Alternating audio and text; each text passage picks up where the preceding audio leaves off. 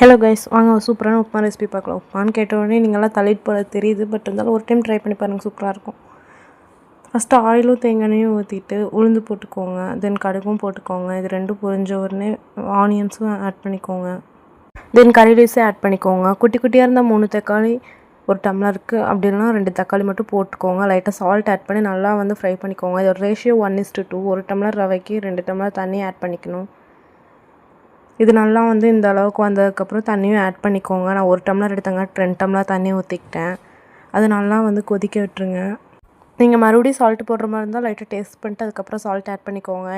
Sometimes கம்மியாகவும் இருக்கும், sometime அதிகமாகவும் இருக்கும். அதனால் அதுக்கப்புறம் தண்ணி கொதிச்சதுக்கப்புறம் ரவையை ஆட் பண்ணிவிட்டு லைட்டாக சிம்மில் வச்சு லிட் யூஸ் பண்ணி க்ளோஸ் பண்ணிக்கோங்க. 5 மினிட்ஸ்க்கு சிம்லேயே வேகட்டும். அப்போ தான் நமக்கு கொஞ்சம் உதிரியாக இருக்கும். தென் அதுக்கப்புறம் சூப்பரான உப்புமா ரெசிபி நமக்கு ரெடி ஆயிடுச்சு. பாய், நெக்ஸ்ட் vlogல பார்க்கலாம்.